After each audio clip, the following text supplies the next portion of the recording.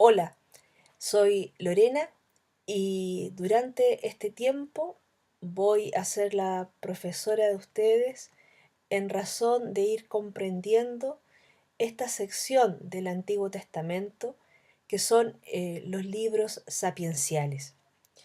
Yo quisiera que, en primer lugar, para adentrarnos en este estudio, pudiésemos justamente abrir nuestra Biblia y buscar allí la sección donde dice libros sapienciales. Y nos vamos a encontrar generalmente con 7 libros, llamados justamente Job, Salmos, Proverbios, Eclesiastés, o también se le conoce con el nombre de Coelet, el Cantar de los Cantares y los libros de la sabiduría y el eclesiástico, o bien llamado Sirácida. Los expertos nos dirán que, si bien es cierto, estos libros están ordenados en razón de los libros sapienciales, también existen otros libros de este género. Por ejemplo, el libro de Ruth y de Jonás, que también se consideran dentro de este género de sapiencial. Sin embargo, generalmente en nuestras Biblias aparece el libro de Ruth en los históricos y el libro de Jonás en los libros proféticos. Si nos adentramos un poco más o revisamos quizás en algunas Biblias especializadas, veremos que justamente los primeros 5 libros que nombré, Job, Salmos, Proverbios, Eclesiastés y el Cantar de los Cantares, pertenecen o nos llegan a nosotros a través de la denominada Biblia hebrea. Es decir, como hemos visto durante todo este ciclo del Antiguo Testamento, para los judíos la Torá, es decir, los 5 primeros libros del Antiguo Testamento, constituyen de alguna manera el corazón de su fe. El resto, ya sea los libros históricos, los libros proféticos y también estos libros sapienciales, vienen a ser como una explicitación, como un desarrollo de este núcleo que sería justamente eh, la Torá. Entonces, como hemos visto, en la Torá principalmente los grandes temas, ¿no? La ley y la alianza, eh, este pueblo elegido por Dios, en el fondo se va a seguir desarrollándose estas ideas a través, digamos, de los distintos momentos de la historia. A su vez, los libros de la sabiduría y eclesiástico nos provienen, nos llegan a nosotros a través de la Biblia griega, llamada también la Biblia de los 60. Eh, para los hebreos, digamos, podemos decir que se trata de una Biblia que fue traducida al griego durante el tiempo ya de la diáspora del pueblo judío. Son los llamados libros deuterocanónicos o forman parte de los libros deuterocanónicos porque fueron incorporados al canon posteriormente, digamos, poco a poco el canon cristiano los fue incorporando. Entonces, ahora, ciertamente en los primeros siglos, pero en el sentido de que provienen del mundo griego, que posteriormente Lutero, por ejemplo, no los va a considerar. Nuestros hermanos evangélicos, pentecostales, no tendrán, digamos, estos libros dentro de su canon. Entonces, allí tenemos como haciendo una primera panorámica estos 7 libros sapienciales. Como decíamos, eso no quiere decir que en el resto de las escrituras del Antiguo Testamento no hayan libros o bien secciones de libros que tengan elementos sapienciales.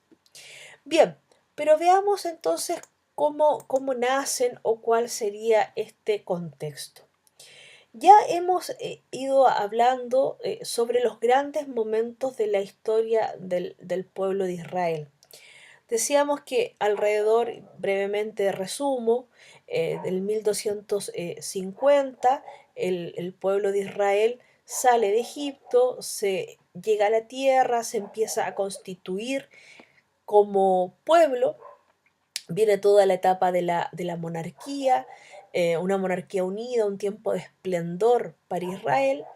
Luego viene todo el tema de la separación del reino del norte, del reino del sur, y el acontecimiento que va a marcar muchísimo al pueblo de Israel, que es el exilio. Yo creo y me imagino que ya, digamos, a esta altura de haber hecho todo este tiempo de curso del Antiguo Testamento, constantemente, si ustedes se dan cuenta, llegamos al tema del exilio. ¿Y por qué llegamos al tema del exilio? Porque justamente las teorías que existen ahora es que la mayoría de los libros del Antiguo Testamento son post-exílicos. Es decir, en el fondo se trata de una relectura de la historia de Israel, tomando tradiciones orales, tomando tradiciones escritas provenientes de las distintas tribus, tanto del norte como la del sur, y la necesidad de reconstruir Israel, de reconstruir identidad a través de lo que es la historia y de lo que para ellos es tan importante, que es este encuentro con este Dios Yahvé que se ha revelado, que se ha mostrado y que les ha dado la ley, las tablas de la ley, para en el fondo constituirse como el Dios y Israel en el fondo su pueblo. Entonces este periodo del exilio en Babilonia, que es un periodo relativamente corto en la historia, que tiene justamente como característica que el pueblo sale. Ahora bien, muchos dicen de que no todos salieron. Sin embargo, de alguna manera la experiencia abarcó a todas las familias de Israel.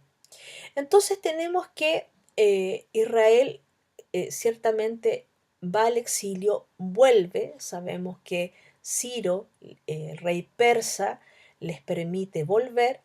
Sin embargo, de alguna manera Israel se acostumbra, por así decirlo, a la dominación extranjera. Ellos tienen históricamente que vivir la dominación persa, que principalmente se preocupaba de los impuestos, y luego vivieron la dominación del mundo griego y posteriormente la dominación del mundo romano. Entonces, ¿cómo en el fondo surgen de alguna manera esta reflexión sapiencial? Una de las cosas, diríamos, más importantes del tiempo del exilio es que en el fondo nacen o surgen eh, cuestionamientos, ciertamente. Fue una etapa de grandes interrogantes. En el fondo, ¿por qué nos sucede esto? ¿Qué hicimos de mal? ¿Por qué estamos en tierra extranjera? ¿Por qué estamos dominados? ¿Cómo podemos volver a construir nuestra nación? ¿O desde qué bases vamos a construir nuevamente nuestro pueblo? Entonces, eso es muy importante. Ahora, aquí se podrían distinguir, los expertos han distinguido como dos formas de reconstruir Israel. Uno es el llamado proyecto Luz de las Naciones y el otro es el llamado el proyecto Restaurador. El proyecto Luz de las Naciones, dicen los expertos, que vendría dado principalmente por la escuela del profeta Isaías.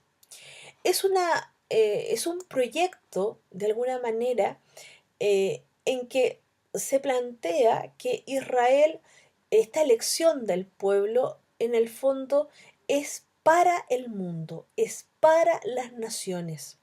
No es una elección cerrada en sí misma. Esta misión tiene el carácter de ser abierta. ¿Y cuál sería esta misión para los pueblos? Sería justamente el tema de la paz. En medio de un territorio muy conflictivo, donde muchas veces hay dominaciones, entonces la gran misión justamente sería el shalom, la paz para todos. Y por eso en medio de esto aparece esta emblemática figura del siervo de Yahvé, es decir, como aquel que ejerce la autoridad, pero sirviendo y al mismo tiempo sufriendo o dando la vida por el pueblo. No, no se deja la vida para sí, sino que es capaz de entregarla, de donarla para otros. Entonces aparece una forma nueva de, digamos, de vivir la autoridad, de ejercer la autoridad, y por otro lado se trata de una misión universal donde entrarían todos. Esto principalmente en los capítulos 40 al 56 del libro de Isaías. Ahora bien, la verdad es que este proyecto queda allí, pero lo que de alguna manera se va a imponer, de alguna manera es lo que se va a resaltar, es por otro lado el proyecto restaurador, que sería como otra forma de reconstruir Israel. Y principalmente se reconstruye a partir de Jerusalén, a partir del templo, poner como eje la ley y por supuesto una creciente identidad alrededor de la raza y del pueblo elegido. Podríamos decir que estas ideas son las que de alguna manera van a prevalecer y van a constituirse en los grupos mayoritarios. Ahora, la pregunta es, bueno, ¿y o de dónde surgen estos libros sapienciales? Bueno, justamente surgen a partir de este contexto, o sea, de esta gran pregunta, ¿cómo reconstruimos Israel? Y aquí aparece el tema de la sabiduría humana. Esta sabiduría que en el fondo no nace necesariamente de ámbitos religiosos, sino que más bien aparece del pueblo, de las raíces, en forma de proverbios, de refranes, de canciones, de dichos populares. Entonces, tenemos que en el fondo ellos la sabiduría no está, digamos, en el centro político, sino que más bien es una faceta distinta de interrogarse justamente por el universo. Entonces, eh, de vuelta del destierro, en el fondo se retoman esta como sabiduría popular, la sabiduría que viene de las, digamos, de las bases que en tiempos de Salomón tuvo un gran auge, por eso a Salomón se le atribuyen muchos de estos libros sapienciales. O sea, en el sentido de que es necesario en este nuevo proyecto de reconstrucción de Israel tomar en cuenta este aspecto. O sea, hay que reconstruir Israel, pero obviamente con la sabiduría. Con una sabiduría que obviamente viene de Dios, pero es una sabiduría que se aplica a las realidades concretas que se están viviendo. Entonces, como digo, esta sabiduría muestra una faceta de Dios que de alguna manera ilumina la razón humana para llevar adelante este proyecto. Bien, quizás esto como telón de fondo, como una primera introducción a lo que son estos libros. En las próximas clases, en los próximos encuentros, vamos a ir destacando cada uno de ellos, vamos a tratar de penetrar y conocer los grandes temas que cada uno de estos libros tiene. Por el momento es bueno tomar la escritura, tomar la Biblia y ver dónde están estos libros, cuántos libros son y un poco revisarlos y quizás leer los primeros capítulos, ¿no?, de cada uno de ellos para poder interiorizarnos en esto. Bien, hasta la próxima y nos estamos viendo en los próximos encuentros. Muchas gracias.